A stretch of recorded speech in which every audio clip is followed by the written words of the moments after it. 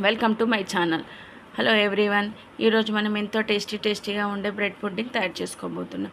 దీనికి గాను ముందుగా మనం తీసి పెట్టుకున్న బ్రెడ్లను చిన్న చిన్న ముక్కలుగా 4గా కట్ చేసుకోవాలి. ఇలా కట్ చేసి ఉంచుకున్న ముక్కలను డీప్ ఫ్రై కాకుండా షాలో ఫ్రై చేసుకోవాలి.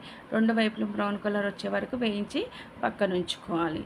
ఇలా ఉంచుకున్న ముక్కలను చల్లారనివ్వాలి. మనం ఒక బౌల్ తీసుకొని ఆ బౌల్లో 2 కప్పుల పాలు వేసి బాగా మరిగించుకోవాలి.